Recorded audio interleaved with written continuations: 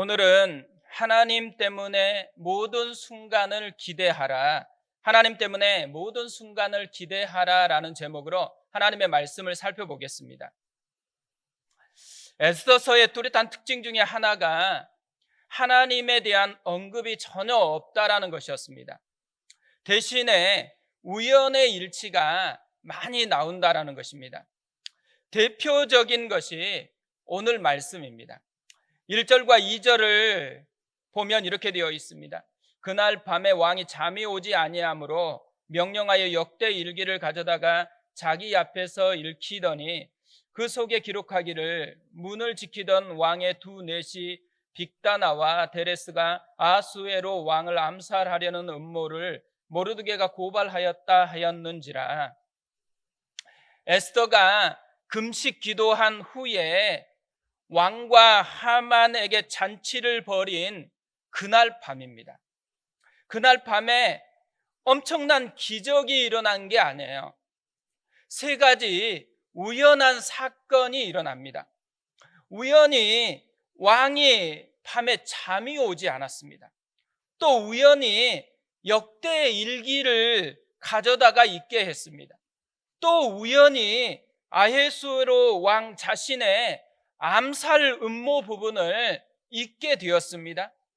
그것뿐 아니고 4절에서도 또 하나의 우연의 일치가 나옵니다.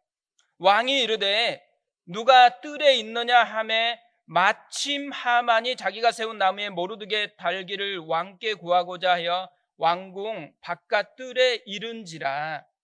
왕이 모르드게에게 보답하고 싶어서 누가 있는지 찾은 바로 그때 우연히 하만이 모르드게 죽일 것을 고하려고 그곳에 있었다라는 것입니다. 이 모든 일이 우연히 일어난 것처럼 기록이 되고 있다라는 거죠. 그런데 이상하게 딱딱 들어맞고 있다라는 거죠. 이런 우연의 일치를 통해서 우리에게 알려주고 싶은 것이 무엇일까요? 보이지 않는 힘이 작용하고 있다라는 거죠. 우연 같지만 사실은 우연이 아니다라는 말입니다. 보이지 아니하시는 하나님의 손이 다스리고 있다라는 것이죠. 보통 이런 때 쓰는 신학적인 용어가 섭리라는 말입니다. 그러니까 하나님의 섭리. 하이델베르크 문답을 보면요, 하나님의 섭리가 무엇인가 이렇게 질문한 후에 답을 이렇게 합니다. 하나님께서 전능하고 온 세상에 미치는 능력으로 하늘과 땅의 모든 만물을 보존하고 다스리시는 것이다. 웨스트민스터 데이오리 문답에서도요, 이 섭리를 이렇게 설명을 하고 있습니다. 하나님의 섭리는 그가 지으신 만물을 완전한 거룩과 지혜와 권능으로 보존하고 다스리시는 일을 말한다. 그렇게 만물과 역사에 질서를 세우심으로 하나님께 영광이 되게 하신다. 공통적인 게 있죠. 하나님이 자신이 창조한 모든 세계를 보존하고 다스리신다라는 것입니다. 그러니까 에스더서는 분명히 바사의 포로로 잡혀와서 하나님이 없는 것 같은, 하나님이 보이지 않는 그런 답답한 시대를 살아가고 있는 사람들의 이야기입니다. 그런데 이런 우연의 일치를 보여주면서요, 보이지 않았지만 하나님은 여전히 함께 하시면서 역사하고 계셨다라는 말을 하고 있는 것이죠. 에스더서는 결국 우리 인생은 우연의 산물이 아니라 하나님의 섭리가 있다라는 것을 얘기해 주고 있는 것입니다. 제가 몇 년 전에 제목이 너무 좋아가지고 산 책이 있거든요. 제목이 이래요. 불안한 현실 그 너머를 보는 힘, 일상에 깃든 하나님의 손길. 제목이 너무 좋잖아요. 이 제목이요, 오늘 말씀을 준비하는데 계속 생각이 났거든요. 이 제목 속에 에스더서의 모든 내용이 다 함축되고 있다라는 생각이 들었습니다. 현실만 보면 불안해요. 하지만 그 너머를 보는 힘, 일상에 깃든 하나님의 손길을 볼 수만 있다면 달라질 수 있다라는 거죠. 뭘 얘기하고 싶은 것이겠어요? 그러니까 삶을 바라보는 두 가지 시각이 있다라는 거죠. 우연의 시각, 섭리의 시각. 우연의 시각은 현실만 보는 것이에요. 섭리의 시각은 현실 그 너머를 보는 것입니다. 하나님의 손길을 보는 것이에요. 불안한 현실, 이 한마디 말에요, 에스더의 시대 상황을 다 함축하고 있는 것 같아요. 그것뿐만 아니라 오늘 이 코로나 속에 살아가고 있는 우리의 시대를 너무 적절하게 잘 표현한 말이라고 생각을 합니다. 그런데 이 불안한 현실만 보고 살 것이냐, 아니면 그 너머를 보고 살 것이냐, 우리가 선택해야 된다라는 거죠. 이 둘은요, 너무 다른 삶을 만들어낸다라는 거죠. 에스더를 통해서 하나님이 우리에게 주는 도전이 뭐겠어요? 불안한 현실에 너무 시선을 빼앗기지 말라라는 것입니다. 우연의 시각으로 보지 말고 섭리의 시각으로 보라는 것이에요. 왜냐하면 일상에 깃든 하나님의 손길이 여전히 작동하고 있기 때문에, 하나님이 여전히 다스리고 보존하고 있기 때문이라는 거죠. 그런 의미에서 오늘은 말씀을 통해서 우연의 시각이 아니라 섭리의 시각으로 우리 삶을 볼 때 어떤 일이 일어날 수 있는지, 어떤 유익이 있는지를 좀 살펴보려고 합니다. 일상의 삶을 섭리의 시각으로 볼 때 얻을 수 있는 유익이 있다면요, 하만적인 삶에서 벗어날 수 있다라는 거예요. 에스더서는 계속해서 하만과 모르드게를 대비시키고 있습니다. 오늘 말씀도 마찬가지죠. 먼저 하만을 보세요. 오늘 말씀이 하만을 어떻게 묘사하고 있을까요? 저는 오늘 말씀을 묵상하면서요, 오늘 말씀에 있는 이 하만을 한마디로 요약하면 브레이크가 없거나 고장이 나서 작동하지 않는 삶, 이렇게 정의할 수 있다라는 생각이 들었습니다. 오늘 말씀은 이것을 세 가지 면으로 보여주고 있다고 생각해요. 첫 번째로는 그의 착각입니다. 6절을 보세요. 하만이 들어오거늘 왕이 묻되 왕이 존귀하게 하기를 원하는 사람에게 어떻게 하여야 하겠느냐. 하만이 심중에 이르되 왕이 존귀하게 하시기를 원하시는 자는 나 외에 누구리요 하고, 왕이 존귀하게 하시기를 원하는 사람에게 어떻게 했으면 좋겠냐 묻자마자 하만은 고민도 안 해요. 심중에 자기밖에 없다고 생각한 거예요. 완전히 지금 착각하고 있는 것입니다. 그런데 왜 이렇게 착각하고 있을까요? 자기 욕망에 브레이크가 고장이 났기 때문에 그런 것이죠. 하만의 욕망이 뭐겠어요? 왕처럼 되고 싶은 거예요. 7절 이하를 보세요. 자기 욕망을 가득 담아놓은 대답을 왕에게 하고 있어요. 왕께 아뢰되 왕께서 사람을 존귀하게 하시려면 왕께서 입으시는 왕복과 왕께서 타시는 말과 머리에 쓰는 왕관을 가져다가 그 왕복과 말을 왕의 신하 중 가장 존귀한 자의 손에 맡겨서 왕이 존귀하게 하시기를 원하시는 사람에게 옷을 입히고 말을 태워서 성중 거리로 다니며 그 앞에서 반포하여 이르기를 왕이 존귀하게 하시기를 원하는 사람에게는 이같이 할 것이라 하게 하소서 하니라. 여기 가장 많이 반복되는 말이 뭘까요? 왕이에요, 왕. 이 짧은 세 구절에 왕이란 말이요, 무려 10번이나 나와요. 근데 그 중에 9번을 하만이 직접 하고 있어요. 그것뿐 아니에요. 왕복, 왕께서 타시는 말, 왕관과 같은 이 왕과 관련되어 있는 표현을 굉장히 세밀하고 구체적으로 표현을 하고 있습니다. 왜 그렇게 하고 있겠어요? 자신에게 일어날 일이라고 착각하면서 하만이 지금 하고 있는데 뭘 표현하고 싶은 거예요? 자기 안에 있는 욕망, 왕이 되고 싶은 거예요.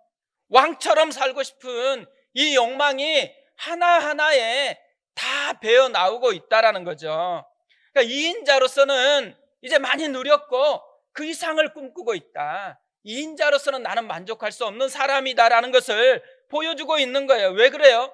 욕망의 브레이크가 고장이 났기 때문에 그런다라는 거죠. 또 하나, 하만의 이 욕망의 브레이크가 고장난 것을 보여주는 한 가지가 시간의 표현들입니다. 오늘 말씀을 보면요, 하만을 표현하는 데 사용되는 주된 특징 가운데 하나가 시간의 표현들입니다. 일단 다 서두르고 있는 이 모습을 보여주고 있어요. 첫 번째로 등장하는 그때부터 보세요. 지금 아침 일찍이 입궁을 했다라고 얘기를 하고 있어요. 그뿐만 아니라 하만이 나오는 모든 묘사에 시간에 관련된 부사가 따라서 나오고 있습니다. 10절을 보세요.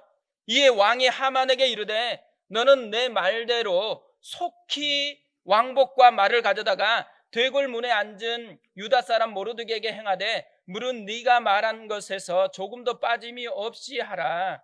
왕이 하만에게 일을 시키는데 속히 부사, 이 시간의 부사를 사용하고 있어요. 12절도 보세요. 모르드게는 다시 되골문으로 돌아오고 하만은 번뇌하여 머리를 싸고 급히 집으로 돌아가서, 하만이 지금 모르드게를 높인 후에 어떻게 집으로 돌아갔다 그래요? 급히. 그러니까 시간의 표현을 쓰고 있어요. 14절도 보세요. 아직 말이 그치지 아니하여서 왕의 내시들이 이르러 하만을 데리고 에스더가 베푼 잔치에 빨리 나가니라. 왕의 내시들 맞아 하만을 데리고 가는데 빨리 데리고 갔다고 얘기합니다. 속히, 급히, 빨리, 이렇게 서두르는 모습을 통해서 우리에게 알려주고 싶은 것이 무엇일까요? 먼저는 하만의 시대가 이렇게 빨리 끝날 수밖에 없다라는 거예요. 점점 빠르게 지금 하만의 몰락이 진행되고 있다라는 것을 보여주고 있는 거죠. 또 하나는요, 하만의 인생에는 브레이크가 작동하지 않는다라는 거예요. 그래서 빨리 달리는 것밖에는 지금 보이지 않는다라는 것을 우리에게 알려주고 있는 것이죠. 마지막으로요, 오늘 말씀을 보면 또 하나 이런 하만의 서두르는 모습이 우리에게 짐작할 수 있는 게 있는데요, 감정적인 요소, 감정적인 표현들이 많이 나온다라는 거예요. 이 빨리 입궁할 때에 하만의 감정이 느껴지게 표현되어 있어요. 또 착각해서 대답하는 모습을 보면 하만의 흥분됨이 느껴지게 되어 있어요. 그뿐 아니죠. 모르드게를 높이고 난 후에 하만이 번뇌하고 머리를 싸고서 급히 돌아갔다 그래요. 그러니까 다 감정적인 묘사들을 계속하고 있다라는 거예요. 반면에요, 모르드게를 묘사하는 것은 굉장히 다릅니다. 하만과는 굉장히 다른 모습으로 그려놓고 있어요. 일단 감정적인 표현이 안 나옵니다. 11절, 12절을 보세요. 하만이 왕복과 말을 가져다가 모르드게에게 옷을 입히고 말을 태워 성중 거리로 다니며 그 앞에서 반포하되 왕이 존귀하게 하시기를 원하시는 사람에게는 이같이 할 것이라 하니라. 모르드게가 다시 되골 문으로 돌아오고 하만은 번뇌하여 머리를 싸고 급히 집으로 돌아가서, 지금 자신을 그렇게 괴롭혔던 대적 하만이 어쩐 일인지 갑자기 자기에게 와서 왕의 옷을 입히고 왕의 말을 태우고 또 자기 앞을 끌고, 이 말을 끌고 가면서 자기 앞에서 이 하만의 입으로 자신이 왕이 존귀하게 하시기를 원하시는 그 사람이다라고 선포하고 있는 거예요. 어떻게 보면요, 진짜 인생 대박이 난 거거든요. 그러니까 지금 올림픽 하고 있잖아요. 올림픽에서 한 경기만 역전승을 해도 얼마나 흥분이 돼요. 또 금메달까지 땄다 그러면 가만히 있지 않아요. 막 방방 뛰면서 환호하고 소리를 고래고래 지르거든요. 근데 지금 모르드게가 경험하고 있는 게 뭐예요? 올림픽에서 한 경기 이긴 것도 아니에요. 올림픽에 금메달 딴 것보다 더 큰 대박을 맞고 있는 거거든요. 진짜 놀라운 것이 모르드게 인생에게 펼쳐졌어요. 우리 같으면 어떡하겠어요? 고함치고 흥분돼가지고 마음껏 표현할 거잖아요. 또 보세요. 지금 자기를 섬기고 말을 끌고 가고 있는 사람이 누구예요? 자기를 그렇게 괴롭혔던 하만이에요. 우리 같으면 어떡하겠어요? 이때다 싶어서 보복하고 창피 주고 싶은 마음이 얼마나 불쑥불쑥 일어나겠어요. 이럴 때 하만에게 한마디 해야 되는 거 아니에요? 목소리 봐라. 그것밖에 안 나오나? 더 크게 소리 질러야지. 한마디 하고 싶잖아요. 근데 이상하게도 하만에게는 감정적인 묘사들이 굉장히 많이 나오는데 모르드게에게는 하나도 나오지 않는다라는 거예요. 그뿐 아니고요, 이렇게 흥분됐는데 흥분된 그 사람의 언어로 표현돼야 되잖아요. 근데 다 하만의 행동으로 묘사를 하고 모르드게의 입장에서 표현한 것은 딱 하나밖에 안 나와요. 모르드게는 다시 되골문으로 돌아오고, 이거밖에는 표현되지 않았습니다. 굉장히 이상하게 지금 성경을 기록하고 있어요. 의도가 있겠죠. 이렇게 흥분되었는데도 불구하고 감정을 전혀 표현하지 않는다. 뭘 보여주고 싶은 거겠어요? 절제된 모습. 자기 심령이 컨트롤되고 있다라는 것이죠. 상황에 따라서 요동하는 게 아니고 상황에도 상관없이 요동치 않는 모습을 보여주고 있는 거예요. 그러니까 브레이크가 작동하고 있다라는 것을 보여주고 있는 것이죠. 이 둘의 차이가 뭐겠어요? 하만은 자기밖에는 보이는 게 없어요. 그래서 다 자기 중심으로 해석을 하고 자기 중심으로 반응하면서 살아가고 있어요. 그러니까 브레이크가 고장이 날 수밖에 없었다라는 거죠. 반면에 모르드게는 어때요? 자기 자신에게 관심이 없어요. 자기 자신의 성공에 관심이 있는 게 아니고 더 큰 것에 마음을 두고 있습니다. 자기 민족을 살리고자 하는 이 마음이 가득 차 있어요.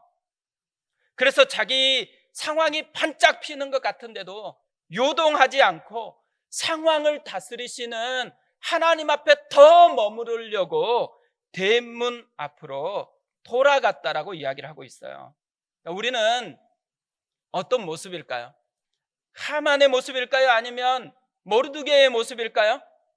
우리가 우리의 삶에서 여러 가지 상황에 반응을 하잖아요. 아이들에게도 반응하고 또 아내나 남편에게도 반응하고 또 직장에서 여러 가지 모습들 때문에 반응을 해요. 그런데 흥분해서 반응하는 주된 이유가 어디에서 나올까요? 자기 때문일까요? 내가 힘들어서 내가 원했던 그 욕망 때문에 내 욕망의 브레이크를 계속 밟으면서 이렇게 반응하고 있을까요? 아니면 자기보다 더 큰 하나님을 바라보고 있기 때문에 내 모든 감정이나 이런 것들이 컨트롤되고 있을까요? 현실만 너무 보고 있는 거 아닐까요? 현실 너머에서 우리를 다스리고 계시는 그 하나님을 바라보지 못하고 있는 건 아닐까요? 성령의 열매 마지막을 보면요, 절제라고 이야기를 하고 있습니다. 뭘 얘기하고 싶은 걸까요? 브레이크가 고장이 나면 육신의 열매를 맺는다라는 거예요. 그런데 성령의 열매는 브레이크가 작동하게 만들어준다라는 것이죠. 그래서 우리의 삶에서 자기 욕망이 자기 삶을 망치도록 끌고 가지 아니하도록 더 크신 하나님의 은혜가 삶에서 작동할 수 있도록 우리 안에서 성령님이 역사하고 계신다라는 것이죠. 우리가 현실의 삶을 살아가요. 현실의 삶은 불안한 삶인 거죠. 그렇기 때문에 하만적인 삶을 살 수 있는 유혹이 끊임없이 우리 앞에 있습니다. 그리고 또 우리는 약해요. 우리 자신의 힘으로는 브레이크를 제대로 작동시킬 수 없어요. 그렇기 때문에 성령님이 우리 안에서 이 브레이크를 작동할 수 있도록 도우신다라는 것이죠. 성령님이 우리 안에서 도울 수 있도록 우리에게 섭리의 시각, 하나님이 지금도 우리를 다스리고 있다라는 이 하나님을 보는 눈을 열어주신다라는 것, 그래서 모르드게적인 삶을 살 수 있도록 우리를 인도해 주신다라는 것이죠. 우리가 하만적인 삶이 아니고 모르드게적인 삶을 살아갔으면 좋겠습니다.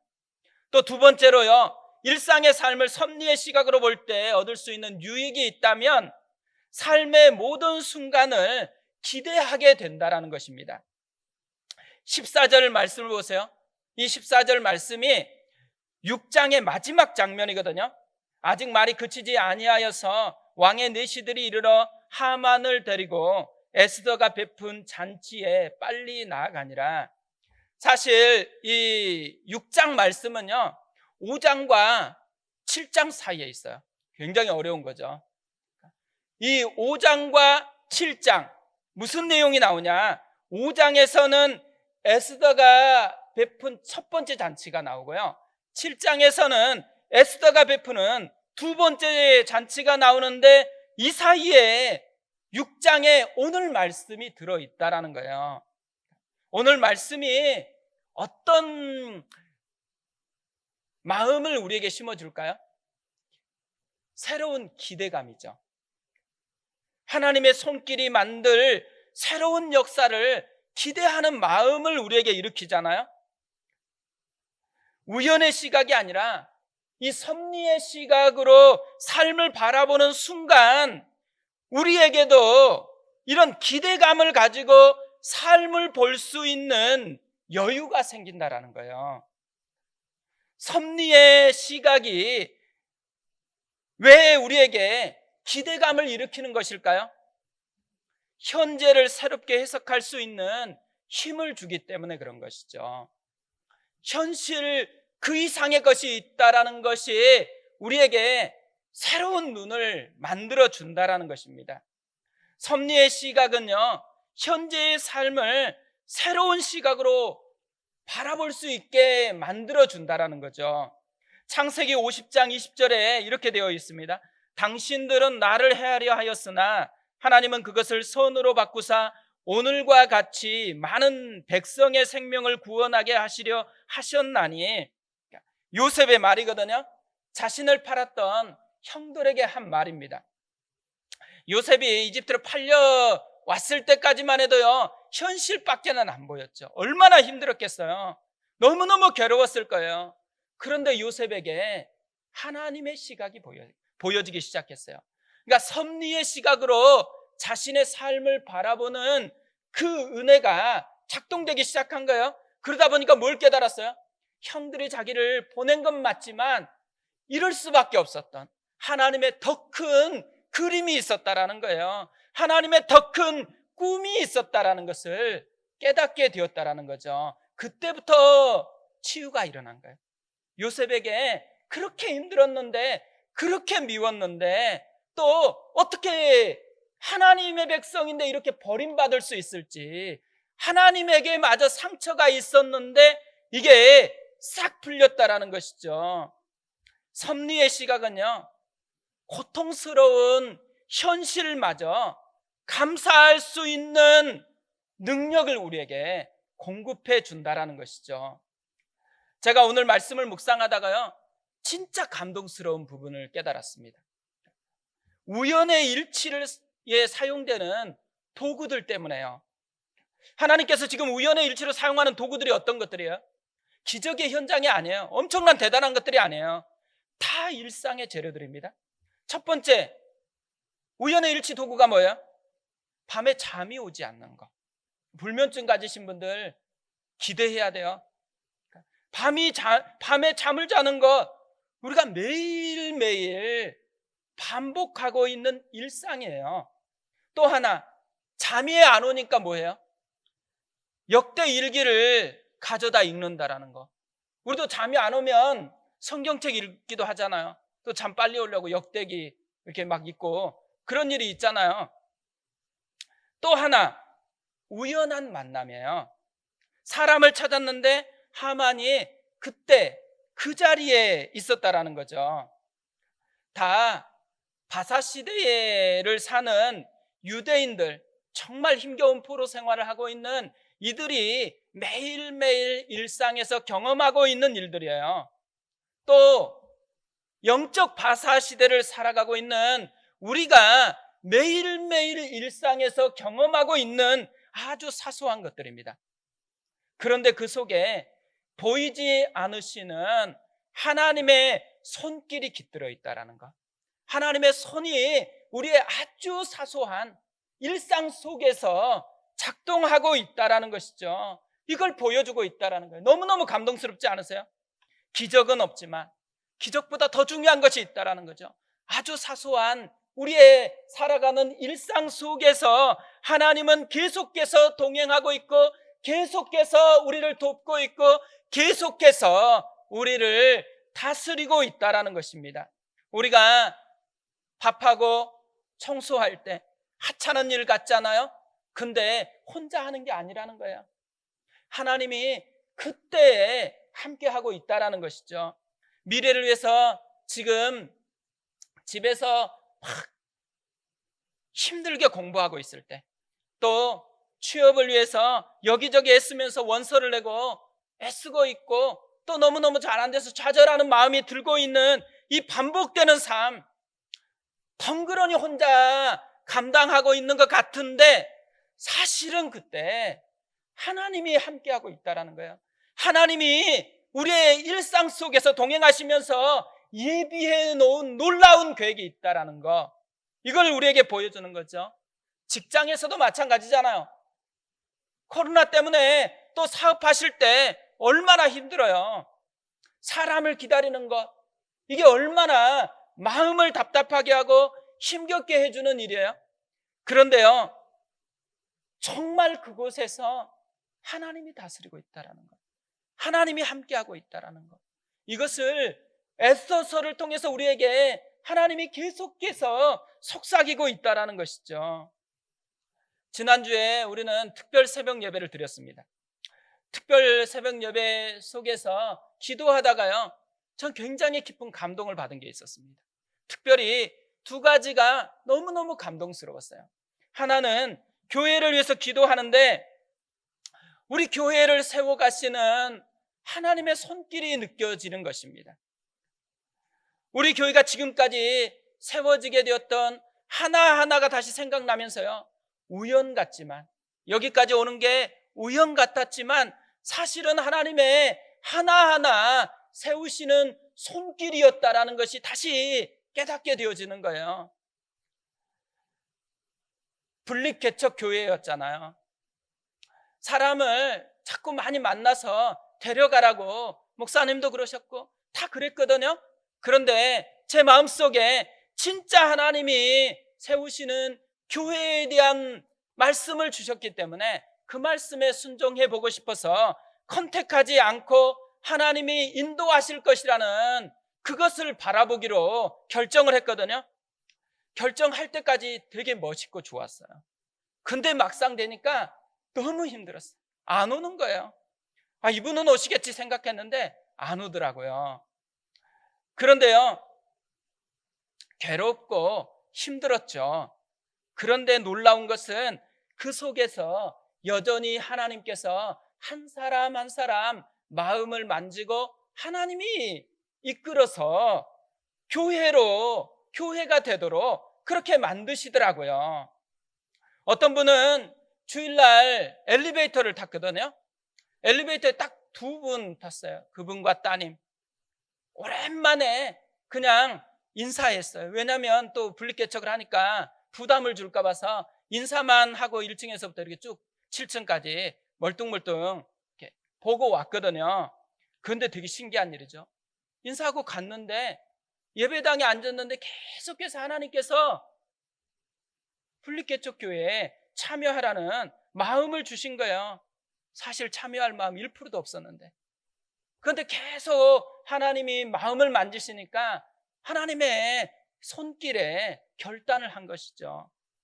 지난주에도 한 분을 만나서 얘기를 나눴거든요. 근데 이분이 계속 강조하고 있는 한 단어가 뭐냐면요, 저를 알았기 때문에 우리 교회에 참여한 게 아니라는 거예요. 우연히 자기가 이제 교회를 옮겨야 되겠다고 생각했는데, 그런데 하늘꿈 교회에 함께 참여하게 되었다라고 진짜 우연이라는 이 말을 굉장히 강조하시는 거예요. 우리 교회가 이렇게 세워지는, 또 한 분 한 분 이렇게 참여하는데요, 대부분 다 우연히 온 것 같아요. 어디 누구 소리 듣고 뭐 또 찾아서 우연히 온 것 같은데, 그 우연 뒤편에 하나님의 손길이 있었다라는 것을 기도하다가 깨닫게 된 거예요. 너무너무 감동스럽더라고요. 그뿐 아니에요. 우리가 이 페이스튼에서 지금 얼마나 감사하게 예배를 드리고 있어요. 우리가 이곳에 예배를 드리게 된 것도 굉장히 기획하고 또 열심히 로비해서 된 게 아니에요. 저는 이 페이스튼이 있는지도 몰랐어요. 그런데 한 집사님이 갑자기 페이스튼 학교에 자녀를 보내고 있는데 교장 선생님에게 한번 물어보겠다고 그렇게 이야기한 거예요. 그때 처음 알았어요. 그리고 또 될 거라는 생각을 아예 기대를 안 했어요. 그런데 만날 수 있다고 연락이 와가지고 만나서 대화를 했거든요.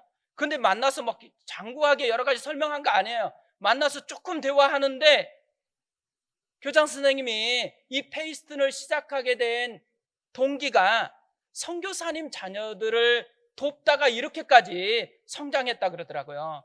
그리고 이야기를 듣는데요, 교장 선생님 속에 하나님의 꿈이 느껴지는 거예요. 하나님의 사람을 세우고 싶은 그 꿈이 너무 절절하게 배어 있더라고요. 그러니까 하나님의 꿈으로 세워지고 싶어하는 그 학교와 하나님의 꿈을 꾸는 사람들이라는 이 타이틀을 주신 하늘꿈 교회가 만나게 된 거예요. 그래서 여기까지 우리가 함께 예배할 수 있고 또 동역할 수 있는 그런 은혜를 얻게 되었다라는 것이죠. 이런 하나하나의 사건들이 생각나면서요, 그 속에 하나님의 손길이 있었다라는 것. 우연 같았지만 하나님의 손이 교회를 세워갔다라는 거, 이게 느껴지더라고요. 교회는 사람의 경영으로 세우면 안 돼요. 하나님의 인도하시는 이 손길에 의해서 세워지는 게 교회가 되어야 되는 것이죠. 이 은혜를 깨달으니까요, 자연스럽게 생각난 찬양이 하나 있었어요. 오 신실하신 주라는 찬양이에요. 2절 가사가 이래요. 지나온 모든 세월들 돌아보아도 그 어느 것 하나 주의 손길 안 미친 것 전혀 없네. 오 신실하신 주, 오 신실하신 주, 내 너를 떠나지도 않으리라, 내 너를 버리지도 않으리라. 약속하셨던 주님, 그 약속을 지키사 이후로도 영원토록 나를 지키시리라 확신하네. 사실 요즘에 코로나 이후의 교회에 대한 그런 자료들을 좀 자주 읽는 편이에요. 근데 대부분 통계들이요, 굉장히 부정적입니다. 이후에는 정말 많은 사람이 교회를 떠나갈 것이다.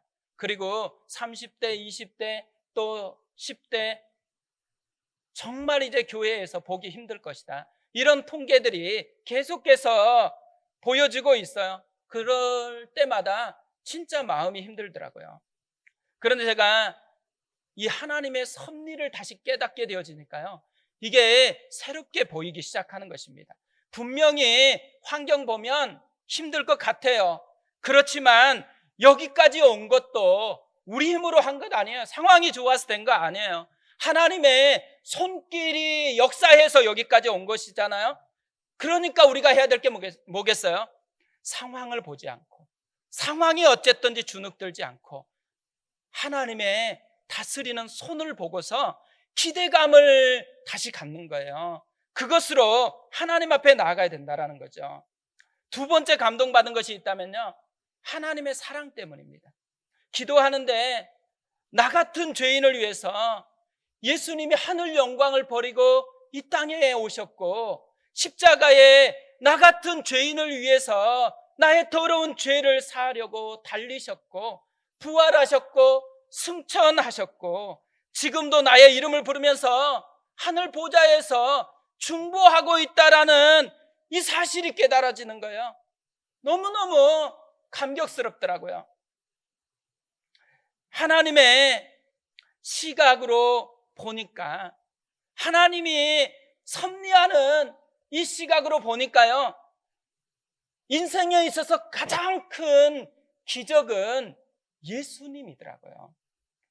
근데 이 예수님이라는 기적을 이미 소유하고 있다는 거, 이게 다시 깨달아지는 거예요. 너무너무 감격스럽더라고요. 일상에 깃든 하나님의 손길이라는 이 책 표지에 이런 글이 있습니다. 나를 지으신 분께 드릴 최고의 보답은 생애의 모든 순간을 사랑하는 것이다. 나를 지으신 분께 드릴 최고의 보답은 생의 모든 순간을 사랑하는 것이다. 하나님의 섭리 아래 사는 우리가 할 일, 하나님의 사랑을 받은 우리가 할 가장 중요한 일이 있다면 삶의 모든 순간을 기대하고 감격하는 것이라는 거죠. 요한일서 3장 1절에서는 이렇게 고백을 하고 있습니다. 보라, 아버지께서 어떠한 사랑을 우리에게 베푸사 하나님의 자녀라 일컬음을 받게 하셨는가. 우리가 그러하도다. 그러므로 세상이 우리를 알지 못함은 그를 알지 못함이라. 우리 마지막으로 이 말씀을 함께 또박또박 마음을 담아서 읽고 설교를 마치려고 합니다. 같이 읽겠습니다. 보라, 아버지께서 어떠한 사랑을 우리에게 베푸사 하나님의 자녀라 일컬음을 받게 하셨는가. 우리가 그러하도다. 그러므로 세상이 우리를 알지 못함은 그를 알지 못함이라. 아멘. 우리 같이 한번 찬양하겠습니다.